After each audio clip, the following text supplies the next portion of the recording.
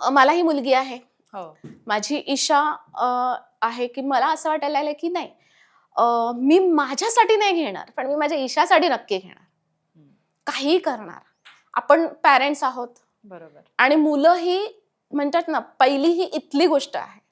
म्हणजे ती इथे अटॅचमेंट आहे तुम्हाला, की तुमच्या मुलांसोबत तुम्ही काहीच घडून देणार नाही. बरोबर. तुमच्याकडे पैसा नसला तरी सुद्धा तुम्हाला त्यांना छोटीशी तरी गोष्ट तुम्ही आणून देणार. Very true. आणि मुलांसाठी केल्याशिवाय कुठलाच आई-वडील राहणार नाही. हं. सो मी विचार केला आपल्याकडे थोडाफार फॅब्रिक आहे. खणाचं फॅब्रिक होतं, रॉ सिल्क होतं माझ्याकडे, ब्रॉकेटचं फॅब्रिक होतं, पैठणीचं फॅब्रिक होतं. हे सगळं ब्लाउजेसचंच फॅब्रिक होतं. बरोबर. सो मग मी माझ्याकडे एक स्टँड होता. मी पायलट प्रोजेक्ट केला. हं, हं. म्हणजे मी इथेही सांगेन तुम्हाला कुठलीही गोष्ट करण्या अगोदर एक पायलट प्रोजेक्ट करा.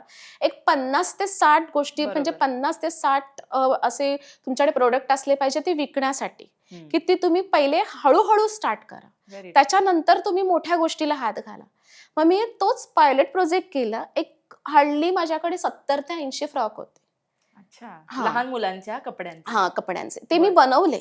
ओह! मी माझा एक मास्टर त्याला बोलावून घेतलं, की तो असा मास्टर होता, की तो खूप फास्ट होता, की मला हं. माहिती ही व्यक्ती आपल्याकडे येऊन त्याला बोलवलं बरं. आणि आणि त्याला मी त्यावेळेस तुम्ही गावाला होतात. नाही, मग इथे इथे आला आली होता. होती बरं. मी. हं. त्याला मी बोलावून घेतलं, की हं. म्हटलं आपल्याला असं-असं करायचंय काम. त्याला मी फोनवरच हे केलं आणि त्यावेळेला शॉप ओपन नाही करू शकत होतो, हं. पण आम्ही शटर ओपन करून आम्ही गेलो आणि त्याला एकट्यालाच बसवायची. म्हटलं, की "तू बाहेर येत नको जाऊ. पाहिजे तर तू थोडा टाईम कर." मग मी त्याला तोच काम त्याच्या घरी दिलं. अच्छा. आणि सुरुवातीला मी मास्क सुद्धा केलं. आपले मास्क होते मास्क ते हां, फॅन्सीमध्ये. फॅन्सीमध्ये. अच्छा. म्हणजे कलमकारी मास्क आहेत, हां. अजरकच्या आहेत, ब्लॉक प्रिंटच्या आहेत, पैठणीच्या आहेत, खणाच्या आहेत. हे मास्क आम्ही बनवले हं. आणि ते मास्क आम्ही हे करायला लागलो आणि त्याच्यानंतर ते मास्क आम्ही आणि मग त्याच्यानंतर त्याला आम्ही जो घरी स्टॉक दिला, तर आम्ही हल्ली मला वाटतं 70-80 फ्रॉक होते माझ्याकडे आणि अच्छा. गणपतीच्या टाईमात मी त्या आठवड्यामध्ये 80,000चा सेल केला. ओह! हां, म्हणजे वॉव! माझ्याकडे तो आकडाही आहे, की मी लिहून ठेवलं होतं आणि लिहून ठेवते मी प्रत्येक गोष्ट. 80,000चे मी फ्रॉक विकले.